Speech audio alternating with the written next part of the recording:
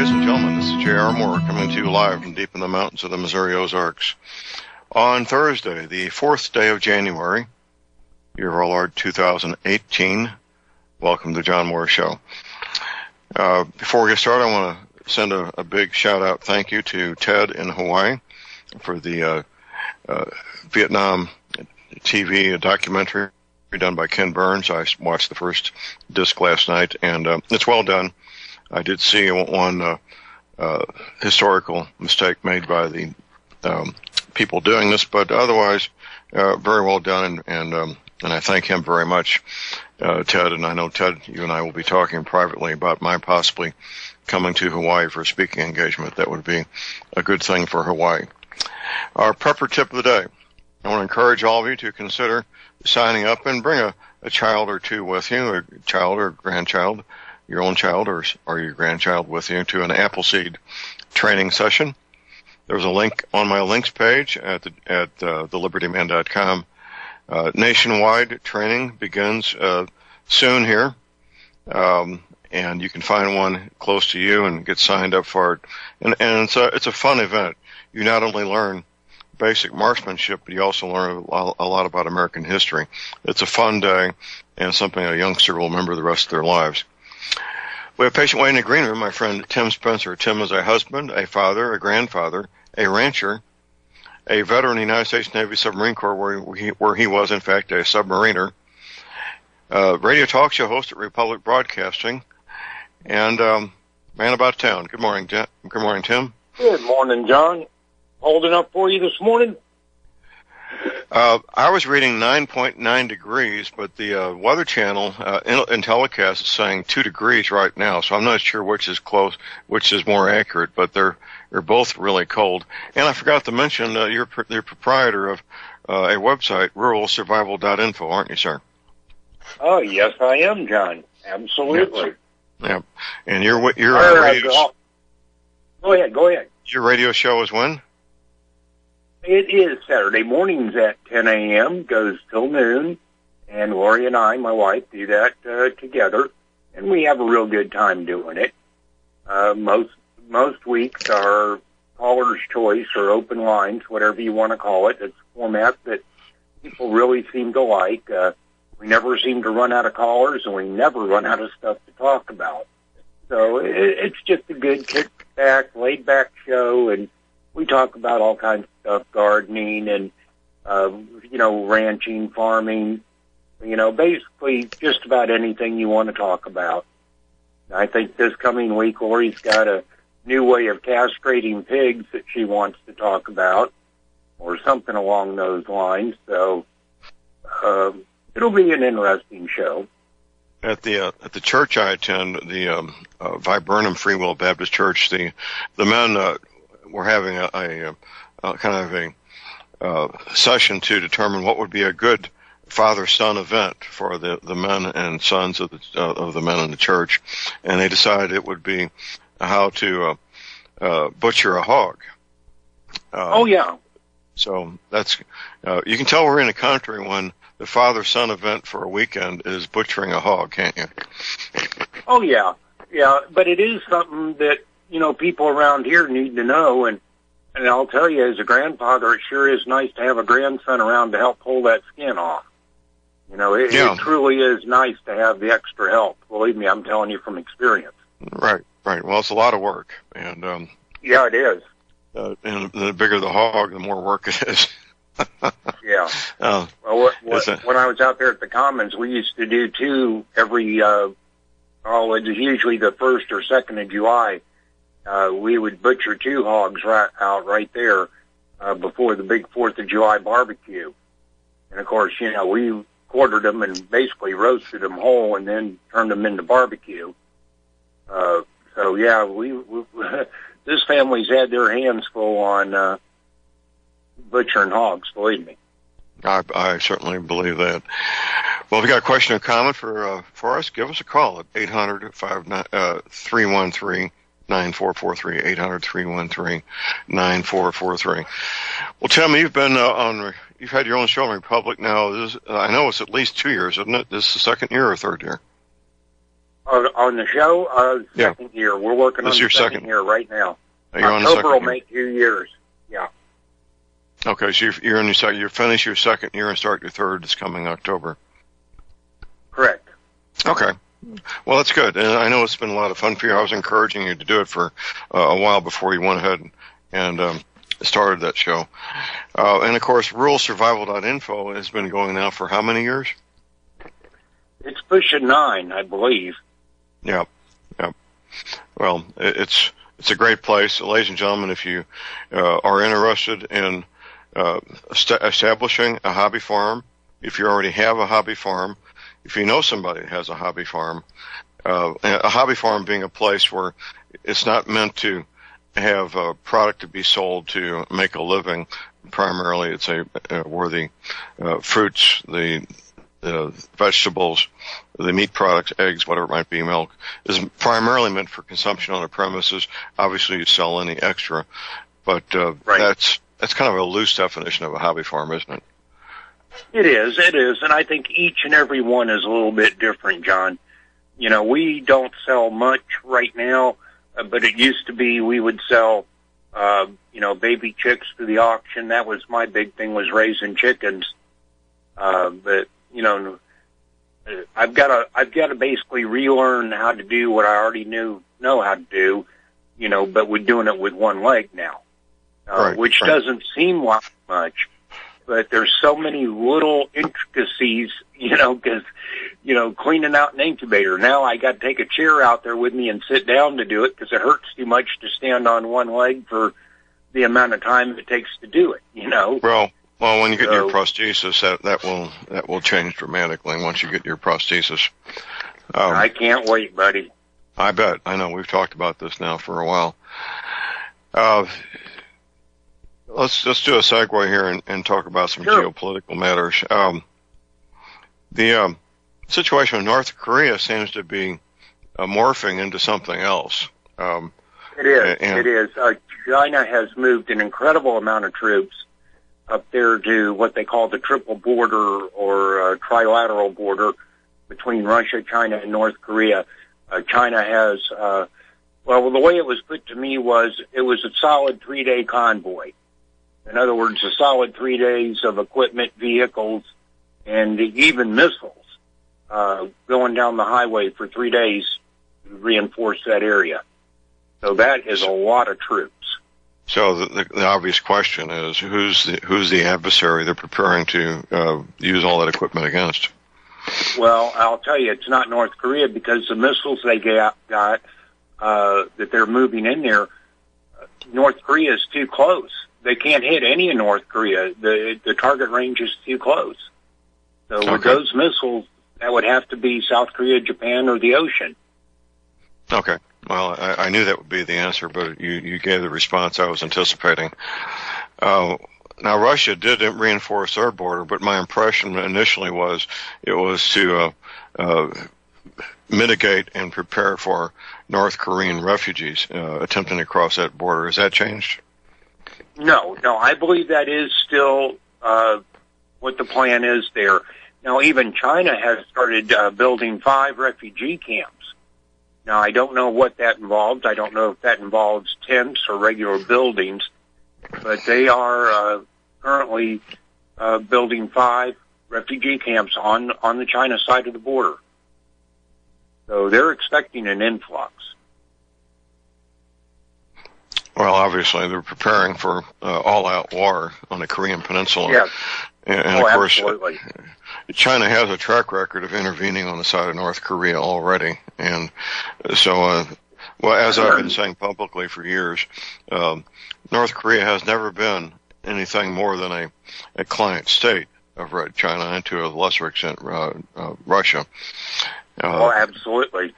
And my belief, and the evidence I believe supports my belief, is that nothing of any consequence done by North Korea is done without the tacit approval, if not orders, from Red China.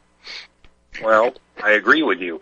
And as far as, China pretending to play with these sanctions, I'm sure using the same thing I have, the satellite photos of Chinese ships filling up North Korean tankers at sea, just outside the international waters of the PRC.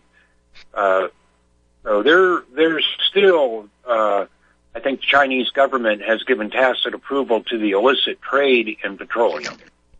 There was they could sure stop it. A gentleman I know in special operations in Vietnam, he told me that he was on a cross-border operation in North Vietnam, and he said, I'm pretty much quote verbatim, he says, "You know, John, my whole attitude about the war changed after I saw Shell Oil offloading product in North Vietnam." Oh, yeah. Oh, absolutely. You know, that kind of stuff happens in every war, apparently. I mean, and it happened especially during World War II. You know, all the American companies that were helping Nazi Germany. Well, Ford Motor, the plant that turned out many of the trucks, and some people mistakenly say tanks, but it was cargo trucks. That was a Ford Motor plant building Ford cargo trucks for the Third Reich. Right, and IBM was in there big time. The Bell ITT, International Telephone Telegraph, ITT. Yeah. Now, ITT had built all the infrastructure for telecommunications in Poland. They owned it, they operated it, and so forth. About 10 days or 14 days before Poland was invaded and taken over by Germany, ITT sold all their assets in Poland. About 2 weeks after the war, after the invasion, and of course the invasion of Poland by Germany only lasted a couple of weeks before. I believe. 2 weeks. Not long after that, ITT approached the Third Reich and graciously offered to operate all the ITT infrastructure that was in Poland. Wasn't that very? That was very generous of them, wasn't it? Oh yeah. Yep, and they made a fortune off of it. And of course, and I don't want to dwell on this topic too much longer, but we wondered for years, decades, following World War II, how in the world did the German Wolfpack submarines find the convoys in the North Atlantic that were traveling by secret routes with secret timetables. Well, it was decades later we found out that ITT provided links to the undersea cables to the German submarines, to where the German submarines could link into these cables and gain knowledge of the routes and times and speeds of these convoys so that they could intercept them and sink them. Yes, that's correct. And I'll tell you something else. Now, you might not know about this one, but I do because I grew up in Florida, John. The Nazi U-boats would send small boats, rubber boats, whatever you want to call them, up to the beach, along Cocoa Beach, Satellite Beach, where Satellite Beach wasn't even a thing then, but, you know, along the east coast of Florida. They would actually go in and buy supplies and go back out to the submarines. And there was more than one submarine sunk along Daytona Beach in that area where the debris included Wonder Bread wrappers washing up on shore. Well, I was, this causes a couple of questions. I mean, Germans being Caucasian and many Germans spoke English better than my hillbilly neighbors.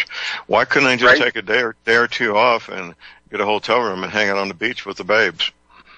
I'm not sure that they didn't, John. I don't know for a fact they did. Of course, I wasn't alive then. Well, first of all, my parents told me. First of all, these are sailors. Now, yeah. What? and the top off submariners. Yeah. Now, sailors have a worldwide, no matter what navy they happen to be in, have a well-deserved reputation for enjoying the company of attractive young women. Would that be a fair statement? Absolutely. And consuming alcohol. That is a very true statement.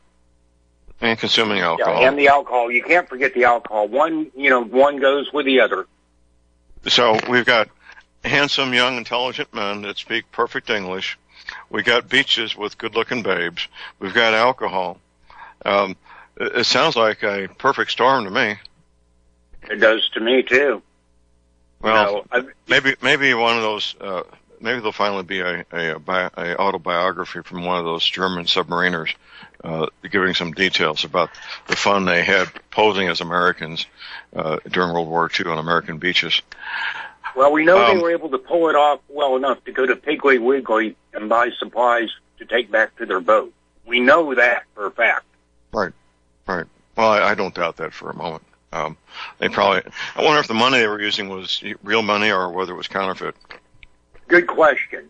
A very good question. My bet is that it would have been real money, because being caught with counterfeit would have just been too much of a risk. Now, the North Koreans are known to be some of the best counterfeiters on the planet that can duplicate American $100 bills that can't be told from the ones coming from the U.S. Treasury. That is true. In fact, I was just reading a news article about that how much North Korean currency has actually made it into the system, even over here in this country, and how Treasury was fighting to come up with ways to more easily identify, the counterfeit. Because that was the whole crux of this article, how perfect their counterfeiting is. Do they go to the extent of actually having a different serial number for each bill, do you know? I don't remember the article mentioning that, John. You would think they would have to, though. Typically, counterfeiters don't do that, but if they, that would be the final step to make the perfect money, would be to have each bill have its own individual serial number, like the real ones do. Yes, it would. That would be the perfect. But I do not know if they do that. I don't know enough about it to talk intelligently. Well, my belief is, I would err on the side of, they probably do that. Given the time, the resources, the engineering to go as far as they did, they probably go to the final step and have individual serial number. Here's our break. Stay tuned. We'll be right back.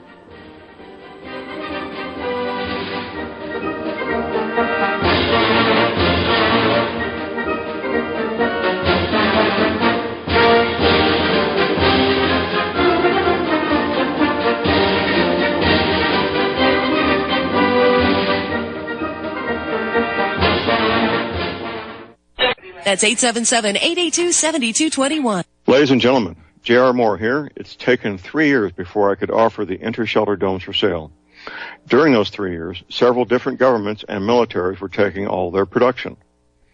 The inter-shelter dome homes may be just what you've been looking for to provide affordable, energy-efficient, permanent, and attractive housing. These dome homes are prefabricated units that can be assembled in a few hours by 2 men with a ladder and simple hand tools. Check out the photos of these dome homes built in the Arctic, on tropical beaches, in suburban areas, and in forests. All the details, many photographs, and the pricing of the dome homes are listed on the left-hand side of my homepage at thelibertyman.com.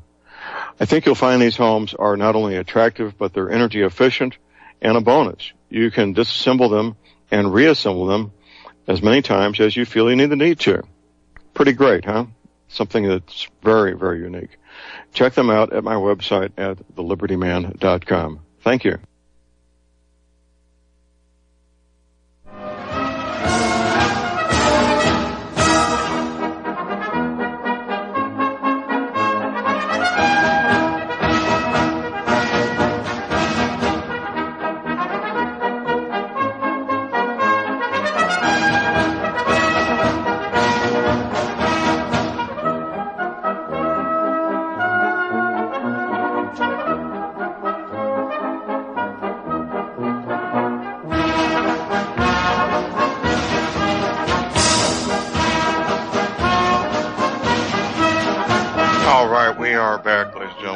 J.R. Moore here on Thursday, the 4th day of January.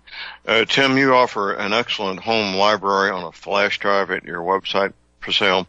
Tell us about that. That is Do you correct. have any in stock? Yes, go ahead. No, I will. I should have them in the mail today. If not today, tomorrow. But yes, I will have a good number in stock here very quickly. What the flash drive is, folks, it's a little tiny 8-gigabyte flash drive that has over 1,570 books, manuals, papers, on just about every subject you can imagine, everything from the Canadian Constitution to what to do when there's no doctor around, and everything in between. There's stuff on there about fencing, computer security, just, 1,001 uses for a whole bunch of items, from vinegar to, baking soda. I mean, just all. I don't know how to describe how much is on there. The index you can read at your website, right? The index. That is correct, yes. All you got to do is click on the picture of the flash drive on the right-hand side of any page, and it will take you to the page where there's a link for a 52-page PDF index of everything that's on there. And the cost is $59.95 for U.S. addresses, $77.95 for anything outside of the U.S., and if the postage is too prohibitive, which it hasn't been yet, any of the difference, we just go ahead and eat that and send it. I sent one to Australia here recently that was $36 for that little tiny flash drive. Whoa, baby. I've mailed a lot bigger, heavier things than that to Australia for about the same dollar amount. It's amazing. Well, we try to send it priority mail, and... No, that's what I do also. That seems high to me, but whatever it is what it is. It does to me, too, but... I sit there and I go through the postage calculator on PayPal, and I pick the most economical means to still get it there within a week, and that's usually what it comes up to, is between $30 and $36. It seems like it's different every time. Amazing. Well, ladies and gentlemen, check it out. Check out the index for the flash drive at Tim's website at ruralsurvival.info. Well, Tim, my belief, doesn't have a segue here, is that the FBI investigation into the Mueller's investigation, I should say, into the activities of the Trump campaign is going to conclude with nothing of any consequence. What do you think? Oh, I absolutely agree, because there's nothing there. And, and Mueller being in the position that he's in, he's got to be right if he prosecutes somebody. And this stupid deal on Flynn, where they got him to lie, for lying to the FBI, and from what I read about it, he didn't even know he was lying to the FBI. He filled out one form that was worded one way and another form worded another, and I guess something didn't jive, so they got him for lying. Really Mickey Mouse. Yeah, here's the analogy I use for people. It's not quite the same, but it's close. If I go into a city park there in Salem, Missouri, and I decide that the green park bench should be bright orange, and I paint it bright orange, I've committed a misdemeanor vandalism there, even though it might be a really nice paint job. Correct. If I conspire with Tim Spencer to buy the paint and buy the brushes between the two of us, my conspiracy to buy the paint and buy the brushes to repaint the park bench is a felony. Correct. So, and that's not quite the same as what happened with the general, but the crime he was charged with was lying to the FBI. And I recall back in the 70s, some of the police departments that were in the jurisdiction I worked in, one of the more common crimes was resisting arrest. There was no other crime other than resisting arrest. And it's still that way, John. Well, it depends on the department. It's still that way. It does, but it's a red flag. Resisting arrest is. Yeah. Yeah. If a police department has many of those with no underlying charge, only resisting arrest, that's a red flag that there's something wrong with that police department. Right. And right here in Salem, Missouri, Dent County, that is the most common charge, is resisting arrest. With no underlying charges. Correct. Yeah, well, that's a sign of bad police work, is what that is. To me, that's kind of a lazy prosecutor, too. We can talk privately about that. I don't want to talk about that on the air. Okay. Understood. Yeah. Here's our break. Stay tuned. We'll be right back. Probably good thing. With Tom Berryhill.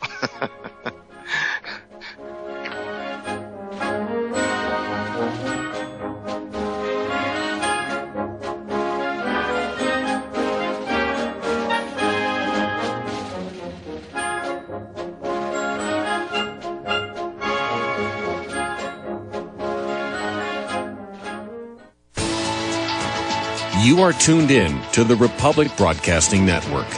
Visit our website by going to republicbroadcasting.org.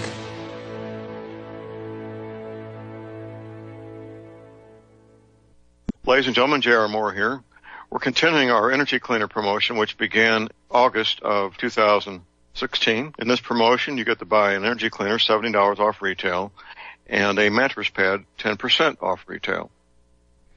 $200 of the purchase price of the energy cleaner goes to Republic Broadcasting. This is a great way to help get energy cleaners out to people who need them and have some financial issues to deal with. And, of course, a great way to support Republic Broadcasting. Here's what you do. Send in a postcard. My address is John Moore, P.O. Box 201, Davidsville, Missouri. We pick a postcard every 2 weeks.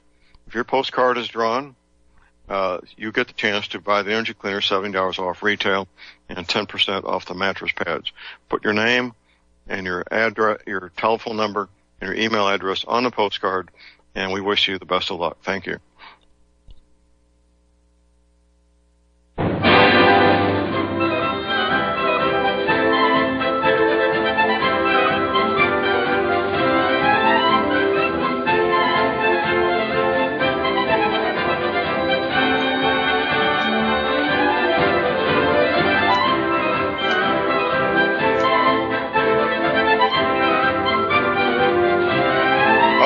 Ladies and gentlemen, we're back. J.R. Moore here on Thursday, the 4th day of January.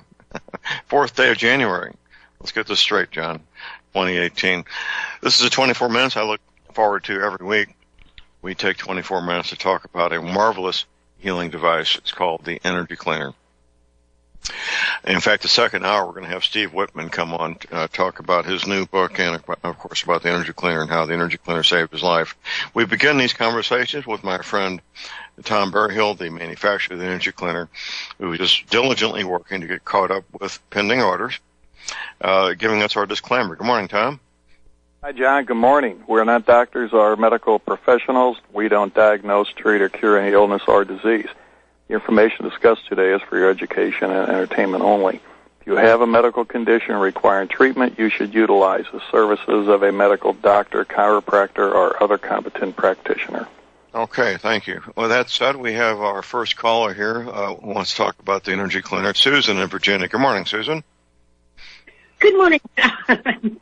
Good morning. Good morning, John and Mr. Berryhill. I have an Energy Cleaner, and I liked it so much, and I procrastinated. I'm sorry. I'm just kicking myself so much for not getting it sooner. Feeling.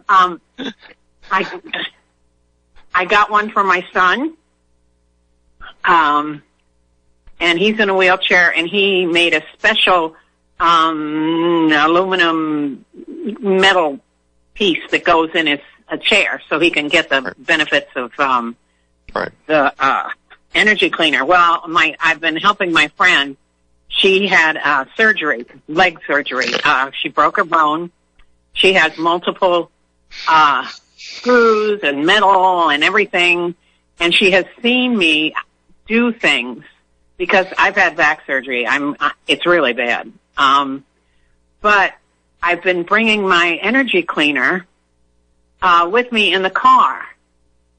And she sees how tired and hurt I am. And then I get in the car, drive her here or there, whatever, and I get out of the car just totally energized, totally no pain. And I like that. Right. What was your question? She has a question for you. Okay. Okay. What's the question? Go ahead. Is it okay if she has all that metal in her leg to use the energy cleaner? Right. Tom, I can answer that one. Yes. It has no effect. Any kind of implant or any kind of, especially something that's not an active implant. There's no batteries or anything. It's not an electrical thing. So just a titanium rod or stainless steel screws and things like that, nails holding all that together. Don't worry about it at all. It doesn't. It doesn't. The energy cleaner won't affect how that works, and those metal inserts will not interfere with the energy cleaner signal in any way. Well, the metal and I have a total knee replacement. I have metal from the top of my hip to my ankle, all the way down. Go ahead, I don't Tom. think you'll have any trouble at all. No. I would use an energy cleaner pad, and it should be fine. Yep. Would all that metal help? Would all that metal help her heal? Stepping on top of each other, I think. Susan, this is Tim. The only thing I was going to say, and this isn't just for you, it's for everybody out there, and something I learned by experience. If you have a metal external fixation device, don't hook it right to that. I tried that because I was curious. It lasted less than 1 minute before I couldn't stand the pain. Right. So, that's something for everybody, not just for you, Susan. Oh, I understand. One thing I wanted to bring up for you, John. Now, I've had it 2 years, okay? And then I got one for my son. And I'm sick and tired of the screen, and I'm carrying around a tattered little piece of aluminum foil that's folded over as a pad. Right. And I'm going to call you after the show and order the pad. Absolutely. Yeah, just give me a call when the show's over. Okay. We'll take Any other questions, Nancy? Can I use Susan's and see what it does for me first before I order one? I didn't hear the question. She wants to know if she can use mine just to find out. And it's the aluminum foil pad. Well, that's between the two of you. That's work it out between you. If you order a pad when the show's over, you'll get that probably, and this is Thursday, you probably get it Monday, and then you two can trade it back and forth. Okay, well, when I ordered the energy cleaner, I had a 30-day money-back guarantee. And after, because I didn't feel... I didn't feel anything the first week. I thought, well, I feel a little bit better. I woke up without brain fog. But by the third week, I knew you weren't getting it back. Ain't no way. And then, and now it's a 90-day. It's now 90 days. It's now 90 days, right? Okay. Well, I'll give you a call afterwards, and we'll get it going. Real good, Susan. Wait a minute. I want to ask you, where do you hook up the little alligator clip on your new pad? The new pad has a plug that plugs right into the energy cleaner. You don't need the alligator clip. So it comes with its own wire? It does. Absolutely. Ready to go. Oh, thank you, because I was thinking about getting one for Brian for his bed, because he has a water bed, and he will not, even though I put everything inside of several pillowcases, he won't use it on his water bed. Well, that's reasonable, because aluminum screen wire could punch a hole in that water bed. That would not be a fun event to deal with. No. I know. He's done it several times. However, your pad has nothing that'll bother his waterbed? No, it'll be fine. It cannot hurt the waterbed. Okay, I'm getting two. Okay, well, we'll talk when the show's over, Susan. Anything else? No. But okay. I just want to let everybody know out there, do not procrastinate like I did. I was suffering so much with back pain, and now I can either lay down on the bed or I can, because I really get angry when you guys say you use the energy cleaner at night. Right. Well, that's only a third of the day. That's right. That's why it has a handle. It goes to my car. It goes to the seat on my desk. It goes to my recliner. I mean, I paid good money for it. I use it 24/7. There you go. And suggest everybody else does too. Outstanding. Well, if you get relief, that's what you need to be doing there, Susan. Yeah, because the doctors have been screaming and yelling, saying I need surgery again. I've had 3 back surgeries.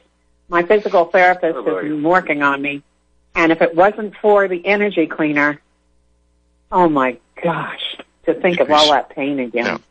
Yep. Thank you. You're welcome, Susan.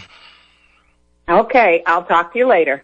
Okay, thank you for the call. We appreciate it. Call number is 800-313-9443.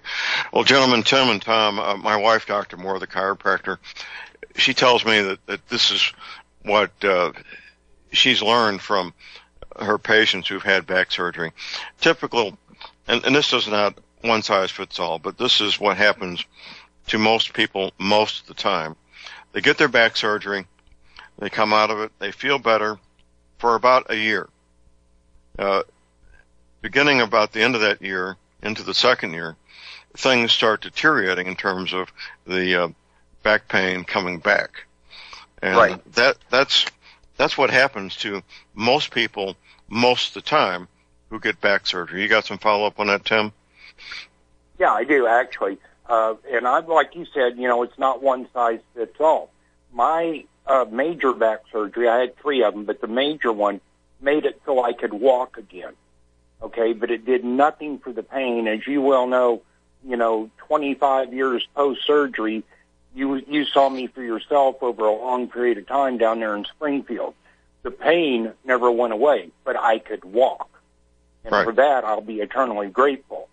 But, right. What your wife's saying is absolutely correct. The longer it went post-surgery, the more it hurt. Right. And the only thing that relieved it, of course, was the energy cleaner.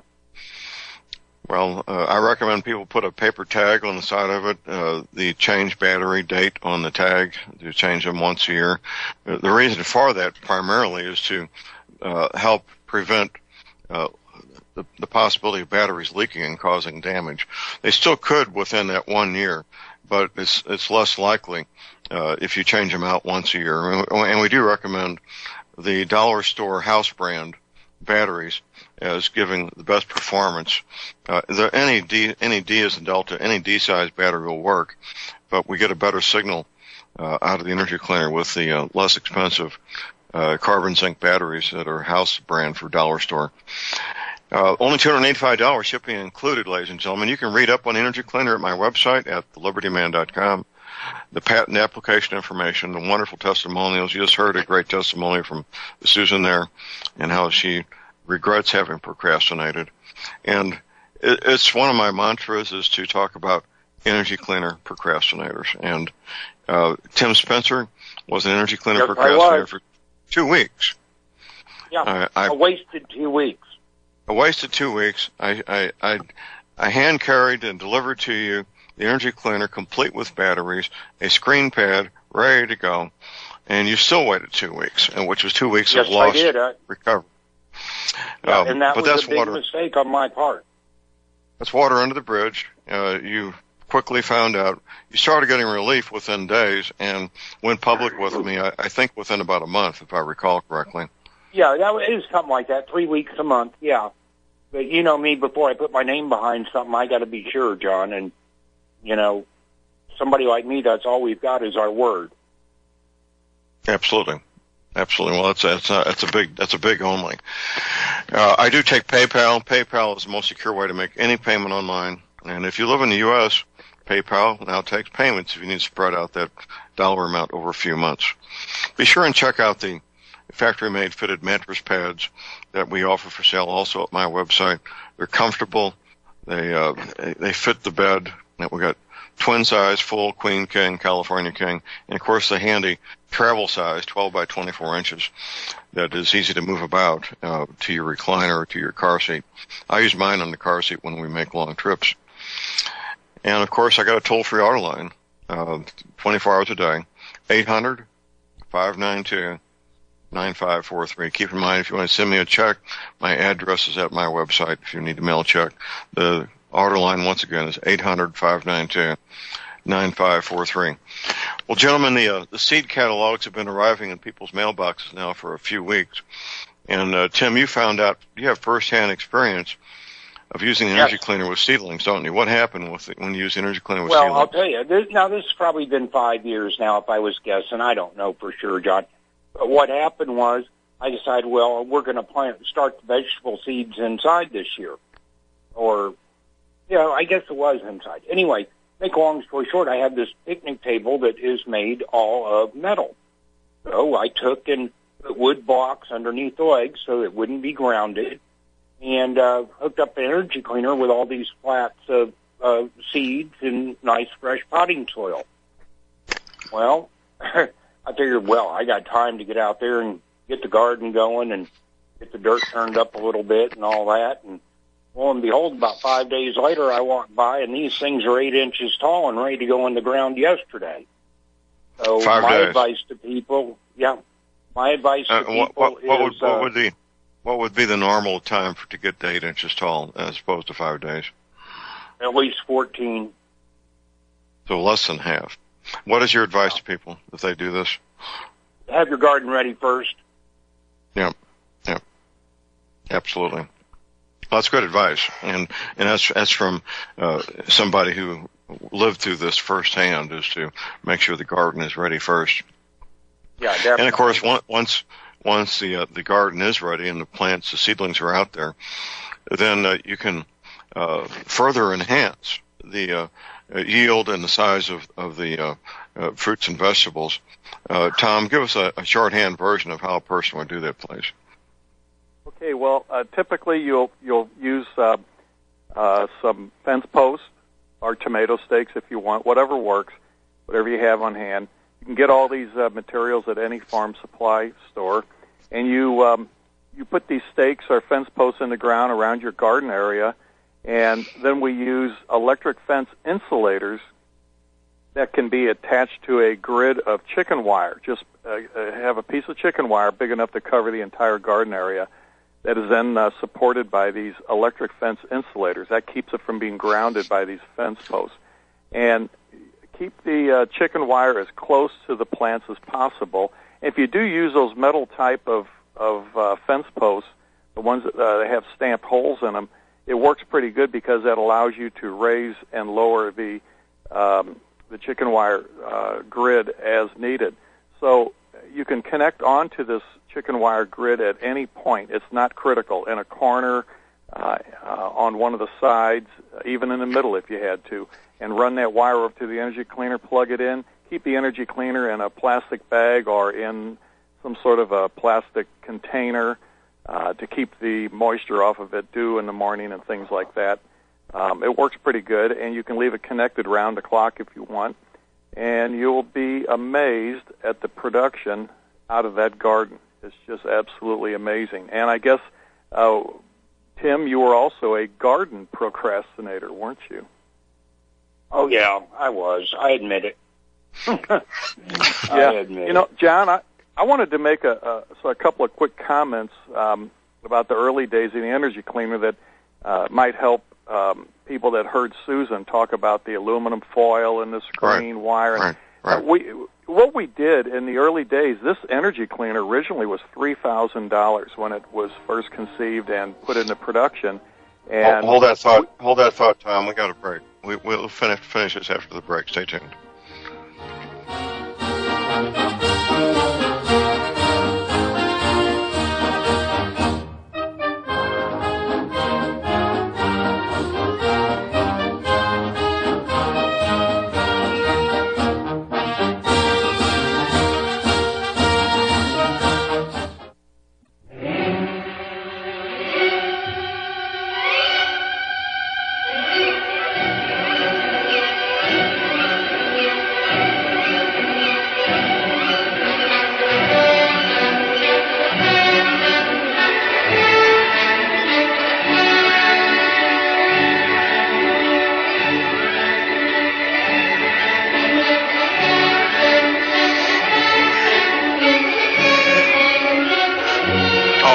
we're back, ladies and gentlemen. Tom, you want to finish up your story there, sir? John, in the early days, the energy was $3,000. People were lined up to pay that. They were happy to pay that, and that was based on the results they were getting. The word traveled fast. But, of course, we wanted to work hard at getting that price down because not too many people can afford $3,000. So we worked for quite a while, and we got it down to the price where it is today, $285, which includes the shipping. Now, we also suggested that people use aluminum foil, aluminum screen wire. They could set up and make their own pads. That's still a viable method to get the energy cleaner signal out and use it. And many people still do that because they can get started right away. But if they can't afford it, it's really best to just buy the mattress pad and the travel pad. Whatever pads you need that John offers, just order them immediately with the energy cleaner. But if you're I absolutely agree.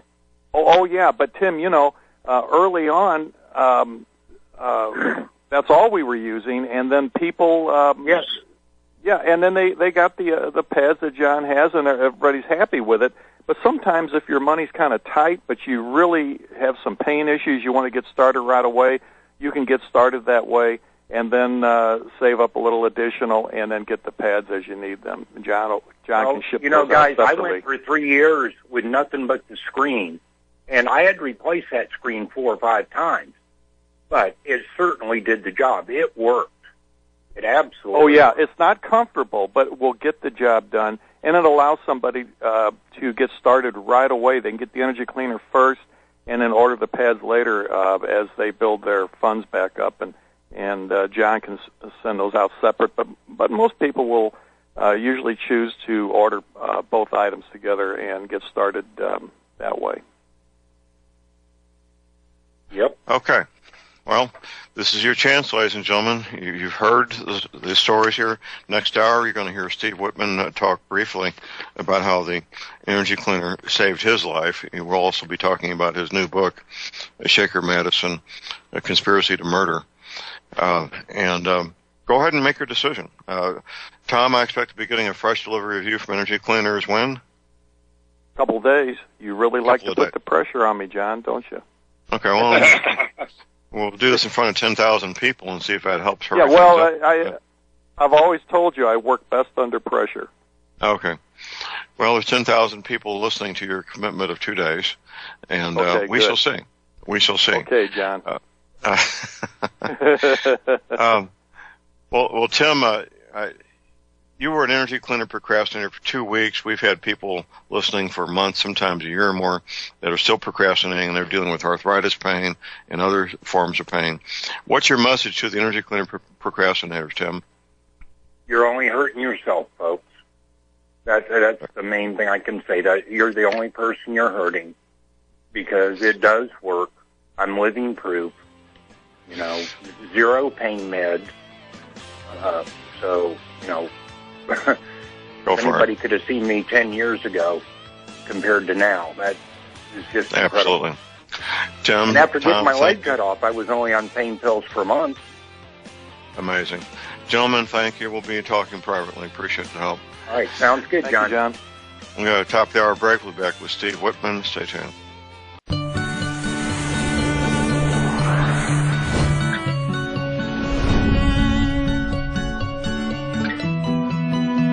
All right, we're back, ladies and gentlemen. J.R. Moore here on Thursday, the 4th day of January.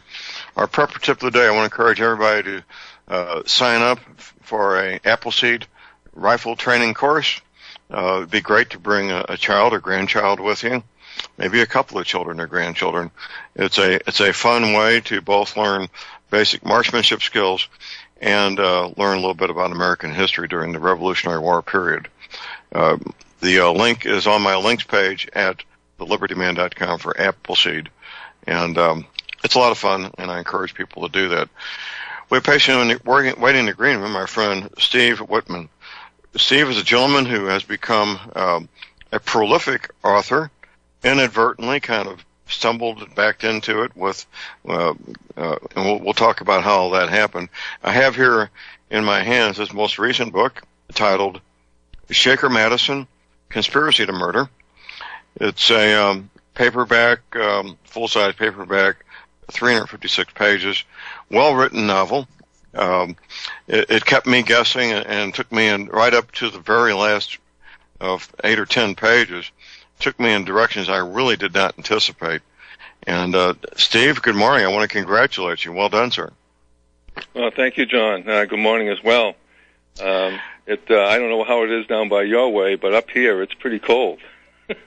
Well, my thermometer said 9.9 degrees above zero. The official temperature locally was supposed to be 2 degrees, but it's sunny and dry. So I'll take that over a lot of snow being on the ground. So what is it? You're in Boston area? Yeah, right now I'm in the Boston area, but well, she started already. We're getting a pretty big snowstorm here, and the temperature is about 15, but she's going to go down to about 20 below on us. And they're talking about 40-mile-an-hour winds on top of it, so it's going to be pretty interesting here for the next couple of days. I'd say it's a good time to stay indoors and out of that. That kind of temperature can hurt you pretty quick. Well, with that kind of wind and that kind of temperature, and that's here in Mass, and up there in Maine at my camp, it's going to be even colder. And you get down to like 50, 60 below wind chill at that point. Well,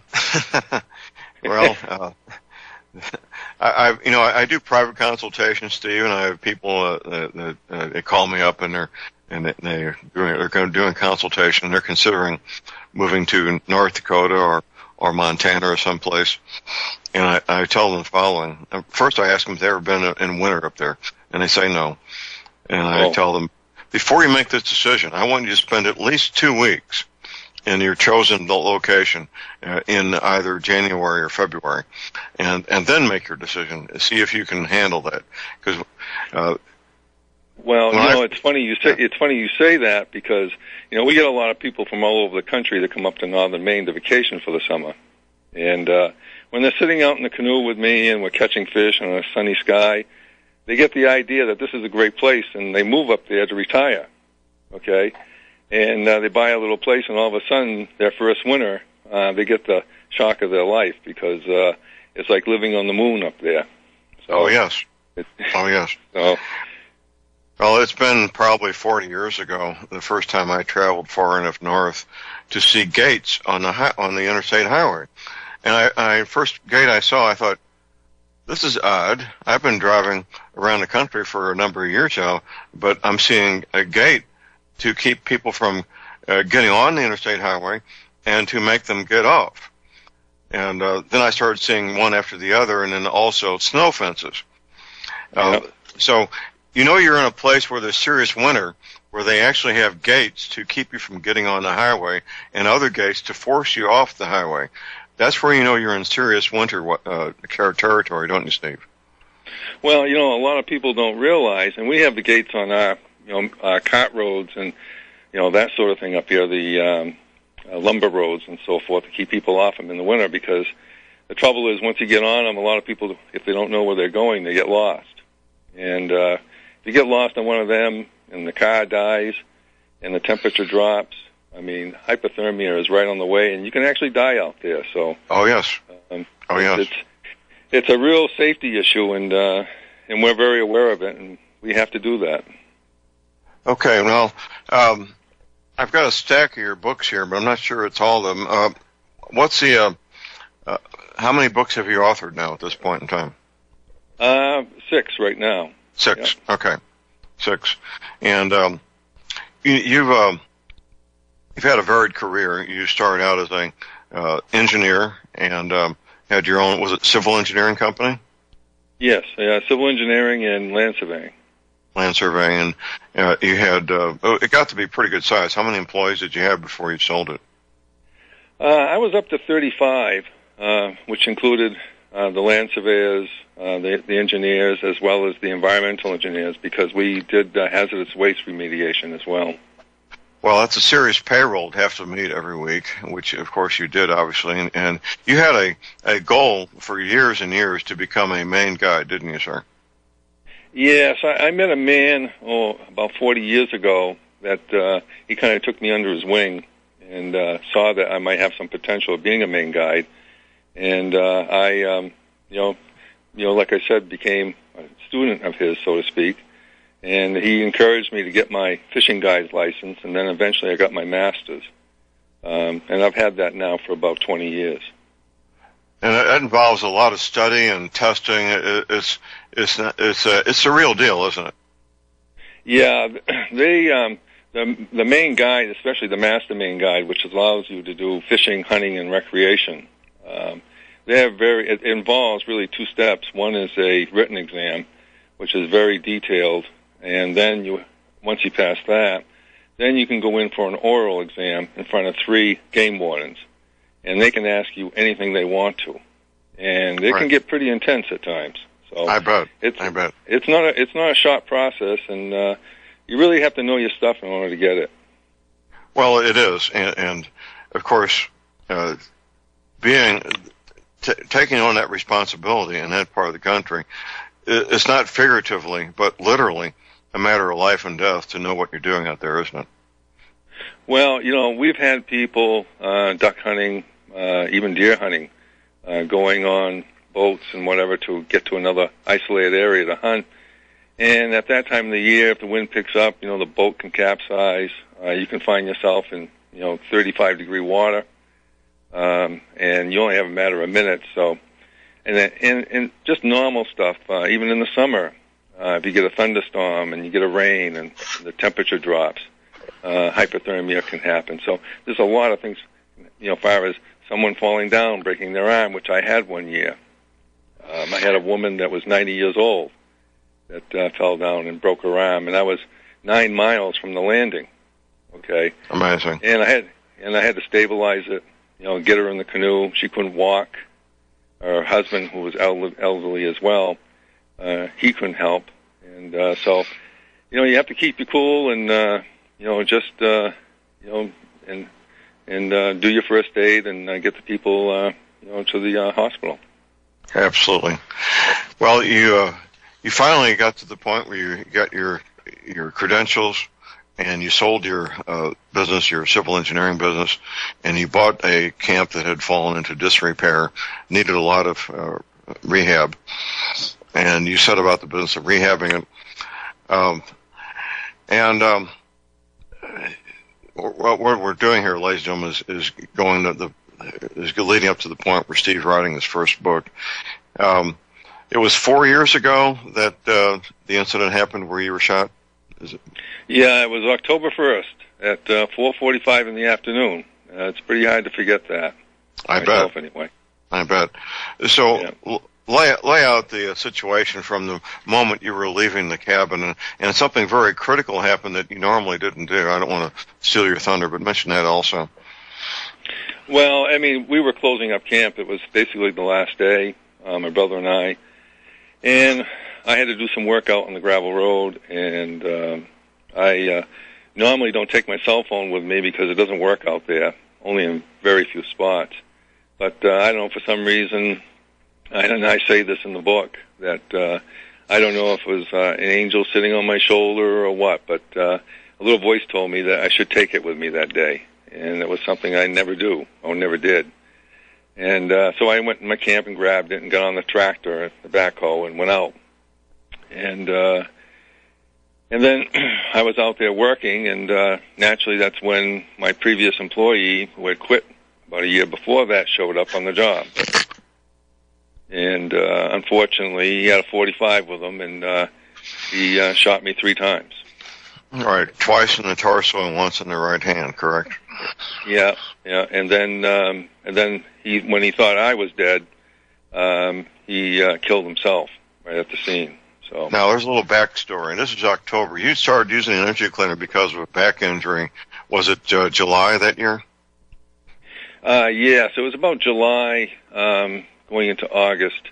I started using it, and it was a good thing too because at that time I was pretty messed up, and I was even having a hard time even getting on the backhoe, never mind,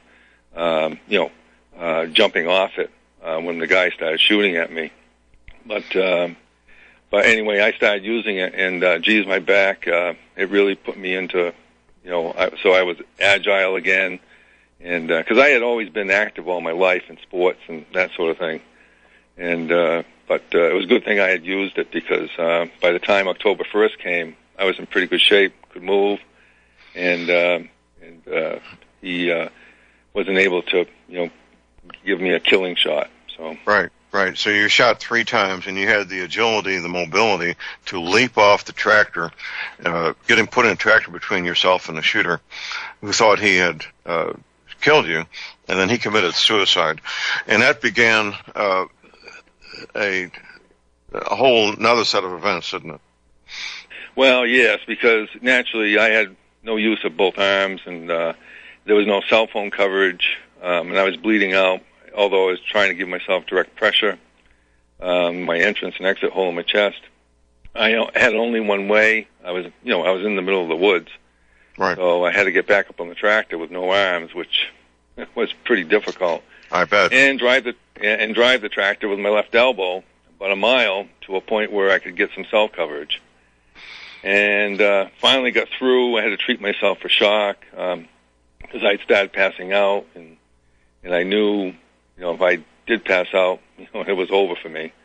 But anyway, I got off the tractor. Actually, I fell off the tractor, and really? And dragged myself over to a drainage ditch and got my feet up, treated myself for shock, and started dialing or hitting the speed dial on my cell phone to get somebody out there. And finally did. Somebody was on their way, but I lucked out again because some bear hunters found me, and they had some paper towels with them, and they stuffed my holes. So right, front and back. You didn't even know you had holes in the back, but no, I had forgotten all about it. Right. Yeah. And yeah. Let me interrupt you here, Steve. Now, ladies and gentlemen, this is an area so remote. Now, there's parts of the country that are so remote that you can actually go bear hunting and have a good chance of seeing and killing a wild bear. And that's how remote this place was, wasn't it, Steve? Well, it is. We have loads of black bear around camp, as well as deer and wild turkey. I was very, very fortunate to have them come along because, you can only do so much with direct pressure. And it's just, right. With the hole in my back, naturally I couldn't plug that hole or, do direct pressure on that one. And, right. And I had leaked out through my back there and down into my shirt, into my pants. And when the guy told me that, you're leaking out of the back too, it really kind of surprised me, but anyway, they had the paper towels, so, they helped save my life. Right. Well, let's fast forward a little bit here. The first responders finally got there with an ambulance and a gurney, and it was a long drawn out procedure to get you to the first hospital.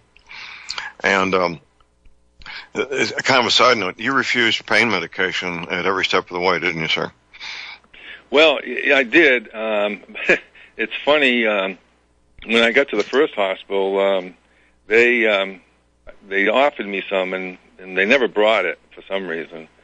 And then when I was transferred to the second hospital, which was about 2 hours away by an ambulance, when they operated on me in the emergency room to take one of the bullets out of my shoulder, the doctor, for some reason, forgot to give me any lidocaine or anything, and he cut the bullet out of me.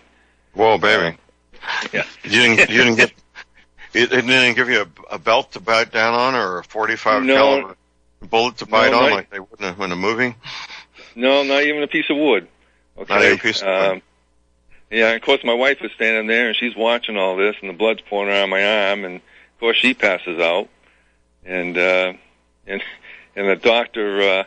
It took him 20 minutes to get it out, and he tried I don't know how many pairs of hemostats, and in fact I think he even pushed the bullet deeper into my arm rather than just grabbing it. But amazing. That's in the book as well, and it's just well, the first hospital was to stabilize you so that they could get you someplace to finish up. And the title of your first book came from that experience at the first hospital, where the people who worked on you appointed one of the doctors to be the representative. And what happened as you were leaving?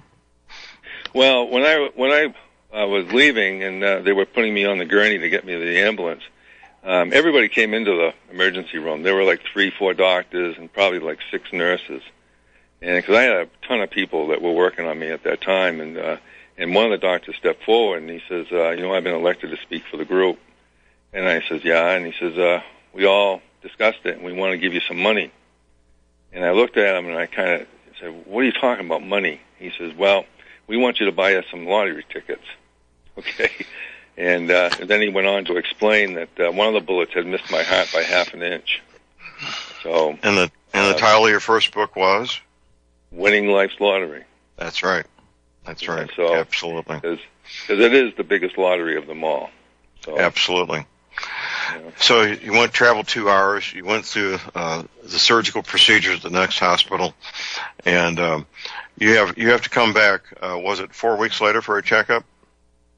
It was about a week later, actually. A week later. Only a week. Only a week. Okay. Yeah, only a week. About maybe 8 days, and I had to see the hand surgeon. Okay, and because my right index finger, my trigger finger, was almost blown off. Shot. Hold that thought, Steve. Hold that thought. We got a break. Call number is 800-313-9443. We'll be right back.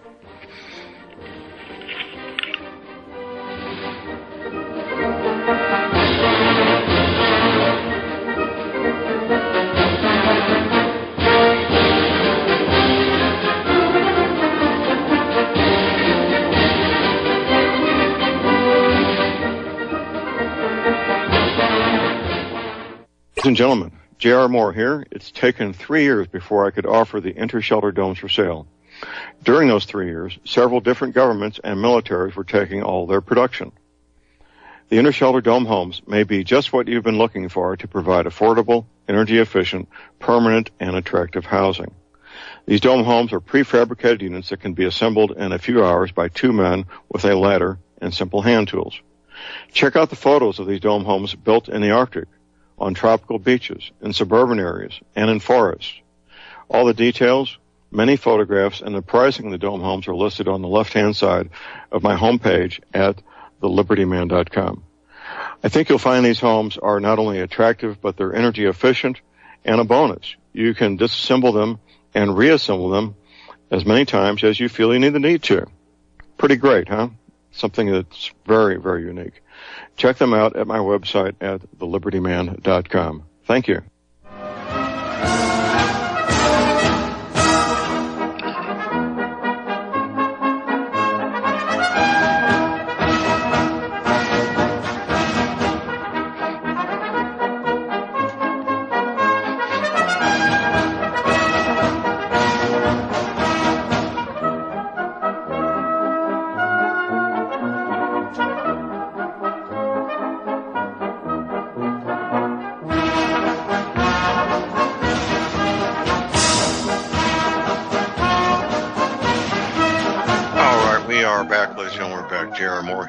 Thursday, the 4th of January. Quick reminder, if you want to get your hands on the highest quality hemp oil products, just go to my website at thelibertyman.com and check out the Canaway hemp oil products. I think you'll be very delighted to see what they've got there. We're visiting with Steve Whitman, the author of his just released book titled Shaker Madison, Conspiracy to Murder. I'm looking at the Amazon listing here. Paperback delivered to your door if you got a Prime membership like I do. $11.23 delivered to your door for the paperback edition. Well-written book. If you put Steve Whitman in the Amazon search box, you'll get to see all his books. And let's just go through them here. We got his first book, Winning Life's Lottery, and these are not necessarily in order of publication. A Killer in a Mist, A Tale of Terrifying Survival in the Wilderness. And then, of course, Shaker Madison, Conspiracy to Murder. Killer in the Mist 2, Return to Longbrook. Killer in the Mist 3, Revelation. Shaker Madison, The Suitcase Murders. Excellent books. And this all got started because I think I was urging you, Steve, to write an article on Tim Spencer's website, wasn't I? Yeah, it's funny, John, how that happened. I had never written books in my life or even thought about writing books. And because of you and Tim, especially you encouraging me to write my story, a paper for Tim on his website, I wrote that, and then I wrote several more articles for Tim. And then I decided to write Winning Life's Lottery, and I found that people liked the book. In fact, I'm still getting some great reviews on it, and it made me say, well, hey, maybe I can do some more, and that's where we are today. Absolutely. Let's see if they got reviews here. Okay, here's a review here. Let's see. First one comes up. This book is only 250 some odd pages and reads fairly quick. I found it very engrossing and read it through in one sitting. This being a true life story, I found it amazing that an individual could survive such a traumatic event. There is a lot to be learned from such experiences, and readers of this book can take a lot away from this personal experience. Movies are made from these kinds of stories, and I think most readers will find this book inspiring and excellent reading. I have to give it 5 stars because you don't see many such vivid personal accounts of survival like this. In my opinion, it's a great book for any reader. Well, that brings up obviously the topic of a made-for-TV or a movie or some kind. What any interest in that area that you're aware of, Steve? Well, it's funny you asked that. I did have, or guided a fellow last summer, that his brother is a screenwriter out in California. And they're looking at that book as well as some of my others, and possible doing a screenplay for a movie.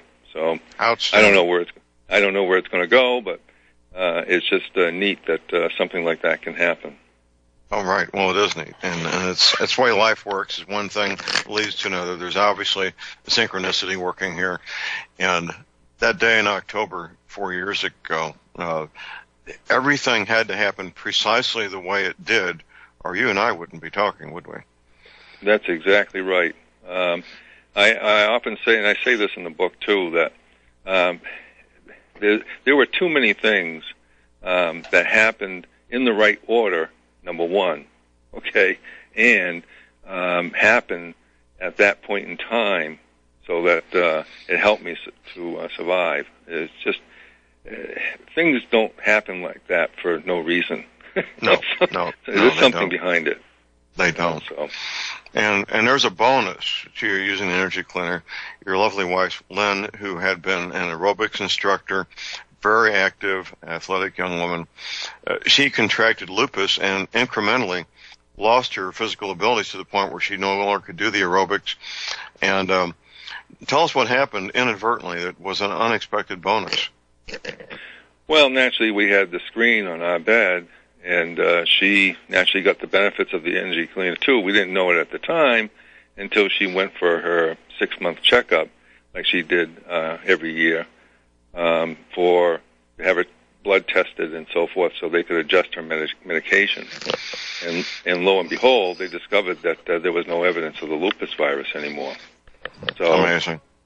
And now she is totally off the medication, and she's doing very well. Medication, which makes you go blind eventually. Here's our bottom of the hour break. If you got a question for Steve or his books, give us a call at 800-313-9443. We'll be right back.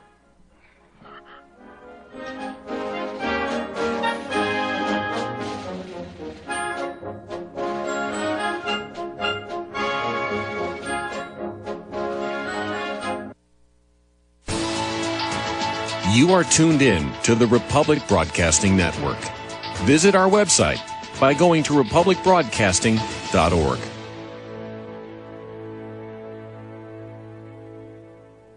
Ladies and gentlemen, J.R. Moore here. We're continuing our energy cleaner promotion, which began August of 2016. In this promotion, you get to buy an energy cleaner, $70 off retail, and a mattress pad, 10% off retail. $200 of the purchase price of the energy cleaner goes to Republic Broadcasting. This is a great way to help get energy cleaners out to people who need them and have some financial issues to deal with. And, of course, a great way to support Republic Broadcasting. Here's what you do. Send in a postcard. My address is John Moore, P.O. Box 201, Davidsville, Missouri. We pick a postcard every 2 weeks. If your postcard is drawn, you get the chance to buy the energy cleaner, $70 off retail, and 10% off the mattress pads. Put your name and your address, your telephone number, and your email address on the postcard, and we wish you the best of luck. Thank you.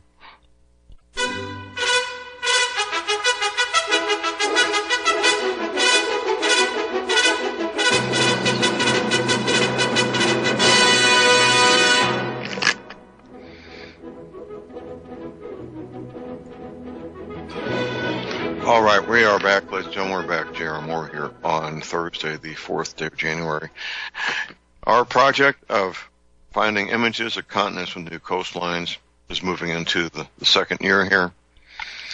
If you go to my website at thelibertyman.com, you'll find, I believe, 17 different places, mostly movies and TV shows, a couple other venues, a magazine article, a poster in a restaurant, images of continents with new coastlines. It's a fascinating project. Could not possibly do it by myself. If you find an image of a continent with new coastlines in a movie or TV show, get that screen capture to me. You get your choice of any of my 5 DVDs as a thank you. It's going to be fun moving into the new year and doubling, or if not tripling, the list of movies and television shows that have images of continents with new coastlines on them. Also, of course, my website is an energy cleaner. You're hearing Steve Whitman give his testimony about how the energy cleaner saved his life. You can get the details right there at my website at thelibertyman.com, the patent application, place your order for the energy cleaner and the mattress pad right there at my website at libertyman.com using PayPal, the most secure way to make any payment online, MasterCard, Visa. You can send me a check. My address is right there at my website at libertyman.com. Keep in mind, we're now offering a 90-day money-back guarantee as of this new year here, a 90-day money-back guarantee on energy cleaner. Toll-free our line 24 hours a day. Here it is, 800-592-9543. I say again, 800-592-9543. Steve, all your books are listed on for sale there at Amazon.com, which is where I buy most of my books these days. And it's pretty easy and quick to get them, isn't it? Oh, yes. That's one thing about Amazon. Number one, you can get just about everything on it, and they make it very easy to order the products. They do. Absolutely. Yeah. Well, Steve, I was telling my wife, Dr. Moore, the other day about you being on the show today, and she said, honey, we need to go up there. We need to go to Maine during the season and visit Steve and Lynn. And I said, yeah, we need to do that. And hopefully we can make that happen this summer. I can't make a firm commitment. My wife's dealing with some health issues herself, and she's become the caregiver for her 96-year-old mother. So there's issues to be dealt with, but we'll see what we can do. And I would love to get up there and meet you and Lynn in person, Steve, finally, after all these years. Well, we'd love to have you, John. And it's a beautiful place in the summer, but right about now, I wouldn't want to be standing on the lake. No, that's I've done some cold weather training, and enough to know that that I can do it. 2, I'd rather not. So. Yeah. Yeah. It's like it's the same old when the hairs in your nostrils stick together. You know it's pretty cold. You know. Take that. You walk outside. You make that first inhaled, and the little hairs in your nostrils freeze immediately. That's when you know it's cold. Yes, absolutely. Yeah. Yeah. Well, the months up there where it's beautiful are what months? Well, we officially open right around the middle of May, and of course we have our black fly season, during that month. But when it comes to be about the middle of June into July and August, it's a great time to come. Okay. Beautiful weather, and although I tell everybody to bring warm clothes as well, because northern Maine, they can change. So. Well, I would assume the evenings are fairly cool, regardless of what time of year it is. Well, we'll bring if we get this trip, we'll certainly bring proper clothing. And is there a place to discharge firearms safely there? Oh yes, we have a range. In fact, I hit the range quite often myself. And you can bring a rifle or pistols, whatever you have, and we can accommodate it. All right. Well, that certainly adds to the desire to go up there to have that ability. Well, great.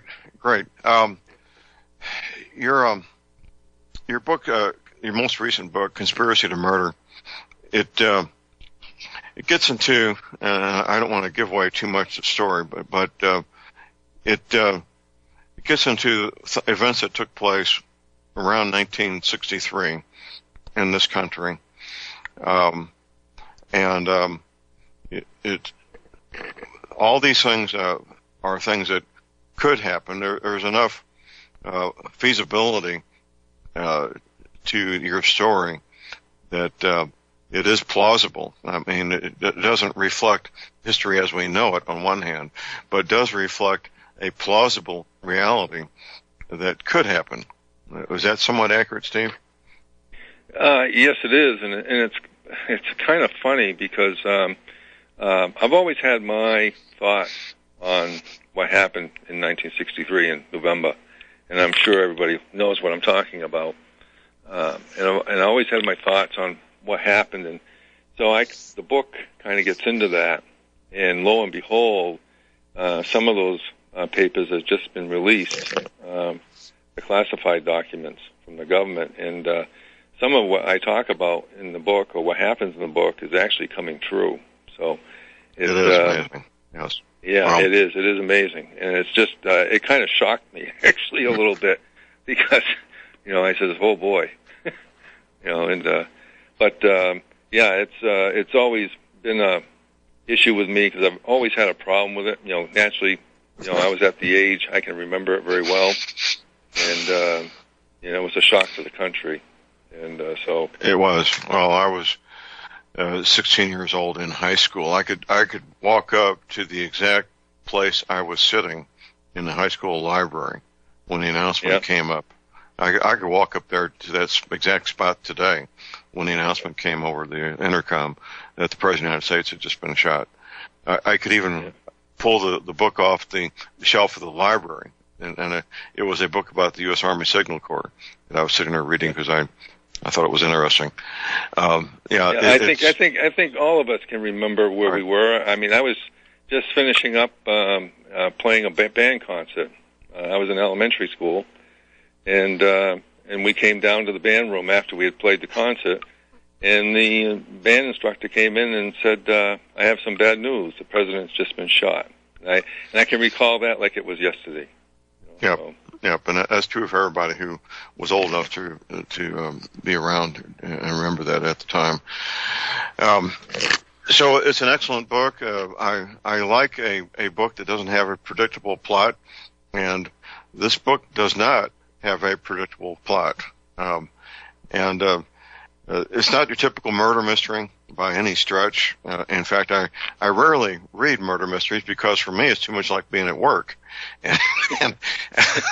But I made an exception, and I'm glad I did, to read all your books, Steve. And you certainly have had an untapped talent, kind of languishing, unknown, and untapped for decades, didn't you, sir?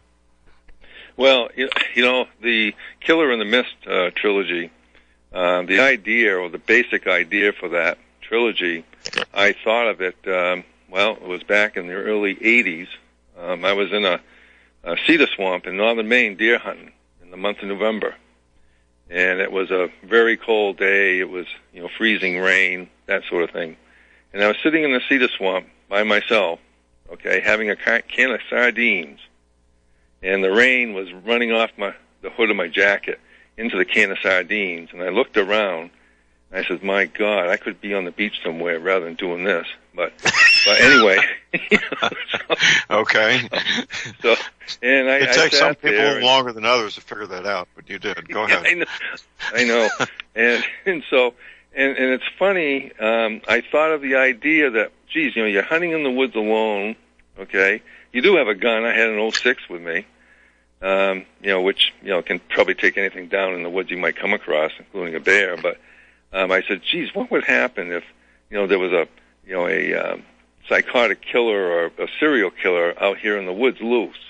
Okay, what would happen? And then I got the idea of guiding people, and that thought left me all those years. Okay, until I got shot and wrote the first book, and then that thought came back to me, and that was the basis of the Killer in the Mist series. But, of course, a lot more happens than that throughout the whole series of books. The main character, Douglas Faraday, who's a serial killer in it, is a army man who served in World War II, and he has some mental issues, we think. But naturally, like in all my books, I try and put some major twists into them. And there is a major twist in Killer in the Mist. So, absolutely, there is. It's unpredictable, I think, is a good way to characterize it. Because I am a film buff also, and so many films, so much of the time, are so predictable as to what the outcome's going to be in the plot. And it's so gratifying to come across a screenwriter that's clever enough to come up with an unpredictable plot. It really is for me. It's amazing you say that, because my wife and I, we tend to go to the movies quite a bit in the off season, and when we're away from camp. And it's amazing lately how some of the movies that they're showing in the movie houses, number one, they're junk. Okay, they have no plot. They're highly predictable, and you walk out of there sometimes just saying, "Why did I spend money to see that?" Right. Okay. Right. And so we often talk that, my God, Shaker Madison and the Suitcase Murders could be a better movie than that. But it's amazing now what they're producing out in the movies. Well, they're catering to the lowest common denominator, unfortunately, and that's what's going on. In fact, there's focus groups in Hollywood that intentionally downgrade the level of intellectual ability you need to enjoy the film, so that they can get a wider audience. That really does go on, unfortunately. Well, it seems that way because really most of the movies, not all of them, but most of them, there's little thinking involved on your part. Okay, I mean, there's no getting involved in the story and trying to figure out something or using your mind. Okay, it's more or less just blow up stuff and just sit back and watch the screen just explode into a million colors. Well, here in my neighborhood, Steve, during warm weather, we show a free movie every Friday evening, and they're Hollywood featured films.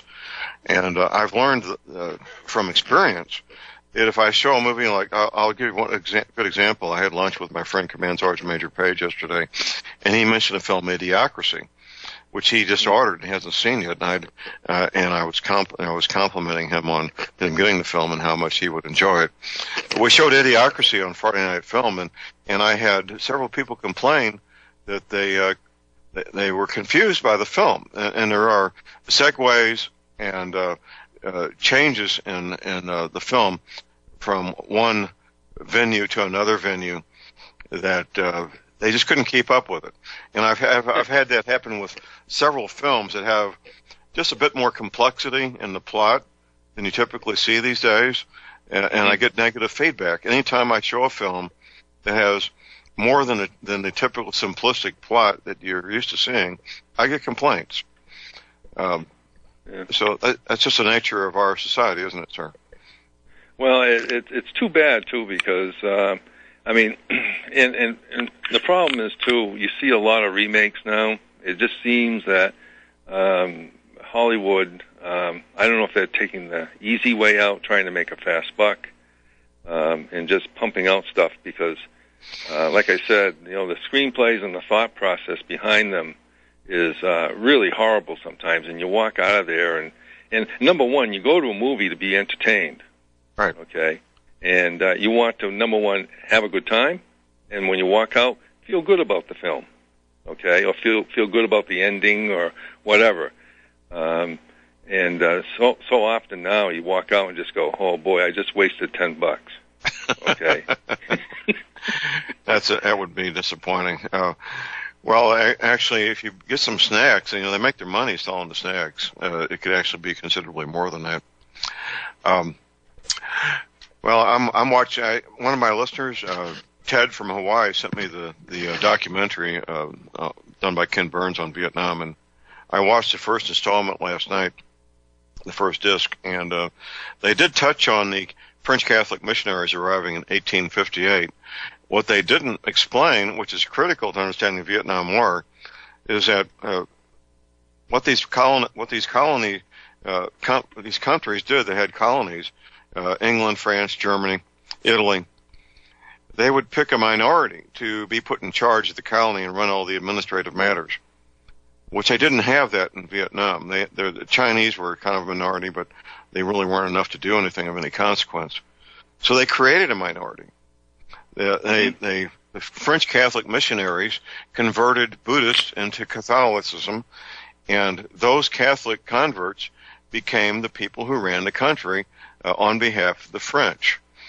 And that began in 1858, and that was a major issue during the Vietnam War, was the French Catholics, Vietnamese, the Catholic Vietnamese, running everything, while the Buddhists were 90% of the population, and knew that because they were Buddhists, they could never have a job with the government or the military of any consequence, ever. And the communists exploited it, much to their advantage. And that was not covered by Ken Burns, and I was kind of disappointed in that, but I noticed that very quickly when I was in Vietnam, of who the players were and what the real deal was there. And very few Americans understand this, Steve. Well, that's, I've heard some of that, but not like what you just said, so I'm one of them, okay? And in fact, I almost ended up going to Vietnam, but Nixon stopped the war, but it's amazing how tidbits of information are either systematically left out or just inadvertently, either by design or inadvertently. And I don't know. I don't know Ken Burns and what he knew, but that was not covered. Of course, there's a number of discs left to see, and possibly they cover that later in the series of documentaries. I don't know, but it was critical to understanding the war, is that the Catholics that ran the country absolutely refused to bring Buddhists in and embrace them as fellow countrymen and give them positions of power and responsibility within the government, which was so very well exploited by the Viet Cong and the North Vietnamese. But getting back to your book, your characters are well developed and believable. They really are. Mm-hmm. Here's our break. Stay tuned. We'll be right back.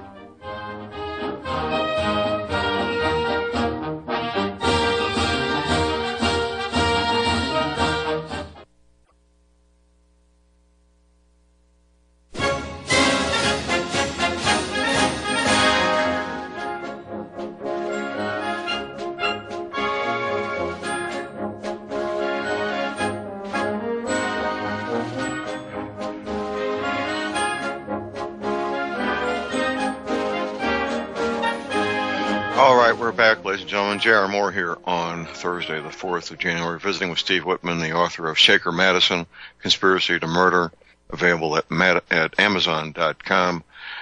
My favorite place to buy books. I'm a Amazon Prime member, which gives me free shipping on literally thousands of things. Steve, I can get a bottle of mouthwash delivered to my door by Amazon, shipping included, cheaper than I can go to Walmart and buy it. Isn't it amazing? It is. It's incredible. And that's not the only thing. There are stuff that it's getting so now that I really think the brick and mortar stores are really in trouble. They are in trouble. And Amazon's goal is to be the top retailer in the United States, and they're certainly on their way to achieving that. And it certainly takes the edge. I drive. It's a 40-minute drive for me to drive to my barbershop. I mean, this is country, and one way, 40 minutes one way, and so having this service really takes the edge off living out here in such a remote area. So no matter where you live, ladies and gentlemen, you can go to Amazon.com, put Steve Whitman in the search box under books, and you'll get all his books there pop up in front of you immediately. The most recent one, of course, being Shaker Madison, Conspiracy to Murder. And there's a interesting graphic on the cover that's supposed to be Shaker and his German Shepherd, I assume. Yeah. And they're looking at something, a really big explosion of some sort off in the distance. And then It's actually the front and back cover is one continuous image here of a city someplace with a massive explosion taking place. Let me read the back cover here. Maine detective Shaker Madison never goes anywhere without his partner Barrett, as he is a fearless investigator and stalwart friend. He also happens to be Maine's canine officer extraordinaire. The dog has a special bond with Madison, a bond that will be put to the test when Madison stumbles upon a plot connected to the assassination of President John F. Kennedy. A shootout at the local bank leads Madison all the way to Russian spies and international conspiracies. Middleton, Maine may seem like a quintessential American small town, but there's evil brewing at its heart. In the investigation that follows, Madison and Barrett will match wits with the KGB, uncover a startling scheme, and find the truth behind the lone government, in quotes. As Madison navigates this twisty case and his own complicated love life, at least he knows he can rely on Barrett to always have his back. So I hope that stimulates some thought there and some interest in the book, ladies and gentlemen. It's a great book. It's wintertime. We have a lot less daylight, more discretionary time to sit and read a book. So it'd be a great time to get the book and sit down with a cup of hot cocoa and just jump right in there, wouldn't it, Steve? Yeah. Yes, especially if you live in New England right now, because we're going to be snowbound for about 3 days. Well, there's some discussion about the vulnerability of the power grid up there with the strain from all this weather, and hopefully the power grid will hold up for everybody up there. Yeah, but I know from past experience that's why I have a generator all set to go. There you go. Because about 5 years ago, I think I was on your show talking about it, that we lost power up here for 12 days. Well, baby. And boy, I tell you. And believe me, everybody got kind of restless, and I was even involved in a fist fight to get gasoline. Oh no! So, yeah, I wasn't actually in the fight, but I watched it. Okay, when the station opened. I mean, and that was only 12 days without power. I can just imagine if we had an EMP and be out of power for months. I could just imagine what would happen. It would be a nightmare. Steve, let's get you back maybe in a month or so and get some updates from you. Appreciate you being here, sir. Thank you very much. Okay, well, thank you. Thanks for having me, John. Okay. That's it for the day. Get your medical supplies, your energy cleaner, your essential oils now while you can, your firearms and ammunition. Never ever give up your guns. Please do have a fun, safe, productive day. And God bless America.